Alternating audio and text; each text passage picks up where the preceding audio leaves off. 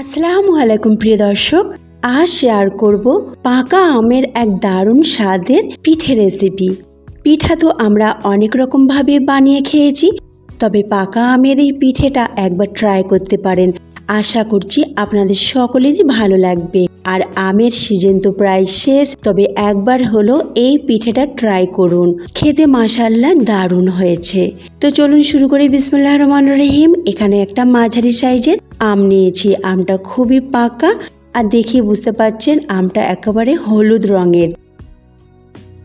তো আম থেকে আমি পিউরি বার করে নিয়েছি গ্রাইন্ডিং জার দিয়ে। দেখুন পিউরিটা এরকম হয়েছে আর এতটা হয়েছে। এবার এটা এক সাইডে রেখে দিলাম। এদিকে একটা বোল নিয়েছি আর তাতে একটা স্ট্রেনার দিয়ে দিলাম, আর তাতে এক বাটি চালের গুঁড়া দিলাম। এই চালের গুঁড়াটা মার্কেটের কেনা শুকনো চালের গুঁড়া, তবে আপনারা ভিজে চালের গুঁড়া দিয়ে যদি বানান তাহলে পিঠা আরও বেশি ভালো হবে। যাই হোক, আমি শুকনো চালের গুঁড়া দিয়ে আজকে আপনাদের পিঠা বানিয়ে দেখাচ্ছি। তো 1.5 বাটি নিয়েছি শুকনো চালের গুঁড়া আর হাফ বাটি ময়দা। আর এখানে প্রয়োজন মতো চিনি নিলাম, চিনিটা প্রায় হাফ বাটির মতো, তবে মিষ্টিটা আপনারা আপনাদের স্বাদ অনুযায়ী নেবেন। আর এখানে একটু লবণও দিয়ে দিলাম, যেহেতু মিষ্টি জাতীয় খাবার, তো লবণ দিলে খাবারের স্বাদটা অনেকখানি বাড়বে। এবার দিয়ে দিলাম আমের পিউরি।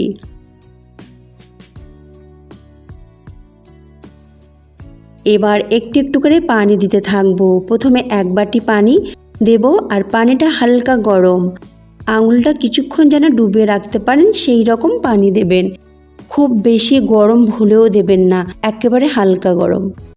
তো প্রথমে 1 বাটি পানি দিলাম। একসঙ্গে বেশি পানি দিয়ে দেবেন না, একসঙ্গে বেশি পানি দিলে কি হবে, এটা পাতলা ব্যাটার তৈরি হয়ে যাবে। ব্যাটারের কনসিস্টেন্সিটা ঠিক করার জন্য পানিটা একটু সাবধানেই দিতে হয়। তো প্রথমে 1 বাটি দিয়েছি, তো এখন নিয়ে নিলাম 1 বাটি, আর তা থেকে দিয়ে দিলাম হাফ বাটি। এইভাবে আমি একটু একটু করে পানিটা দিচ্ছি।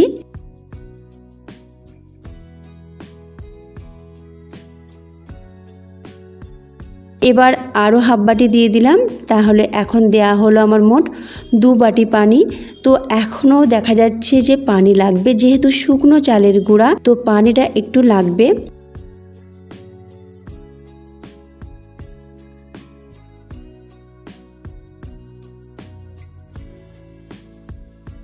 তো এখন আমি নিয়ে নিলাম আরও 1 বাটি পানি, আর তা থেকে আমি দিয়ে দিচ্ছি হাফ বাটি পানি।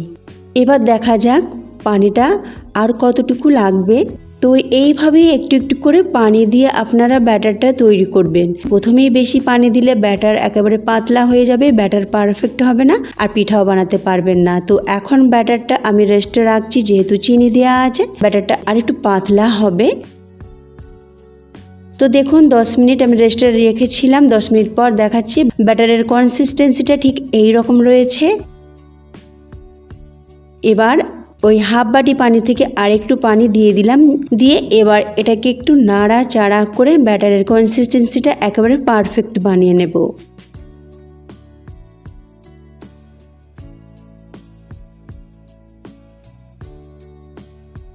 দেখুন ব্যাটারের কনসিস্টেন্সি ঠিক এই রকম রেখেছি। এবার দিয়ে দিলাম বেকিং সোডা, তাতে একটু পানি দিয়ে ভালো করে এইভাবে নাড়াচাড়া করতে হবে। একটা কথা বলে দিই, যখনই পিঠা বানাবেন তো এইভাবে পিঠার ব্যাটারটাকে কিন্তু খুব ভালো করে নাড়াচাড়া করতে হবে। যত এইভাবে নাড়াচাড়া করবেন ততই পিঠে ফুলবে আর ততই মজার হবে। আর এখানে আমি 3.25 বাটি পানি নিয়েছি। এবার 1 চামচ ব্যাটার নিয়ে নিলাম, আর আগে থেকে তেল কড়াতে দিয়ে রেখেছি, আর তেলটা কিন্তু সামান্য পরিমাণে দিয়েছি, আর মাঝারি আঁচে তেলটাকে হালকা গরম করে রেখেছিলাম।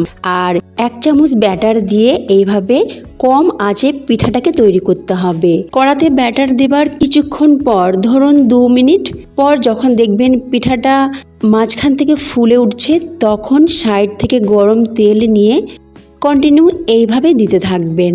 এভাবে দিলে ওপরের অংশটা খুব ভালোভাবে তৈরি হয়ে যাবে। তো আমার পিঠা তৈরি হয়ে গেছে, দেখুন কত সুন্দর হয়েছে, মাশাআল্লাহ দারুণ হয়েছে। এবার আমি আপনাদেরকে ছিঁড়ে দেখাবো। দেখুন আমি ছিঁড়ে দেখাচ্ছি, ভিতরে কত সুন্দর একটা ভাঁজ সৃষ্টি হয়েছে। মাশাআল্লাহ পিঠা যেরকম দেখতে দারুণ হয়েছে, খেতেও খুবই মজার হয়েছে। তো ফ্রেন্ডস, রেসিপি ভালো লাগলে অবশ্যই লাইক শেয়ার কমেন্ট করবেন। আল্লাহ হাফিজ।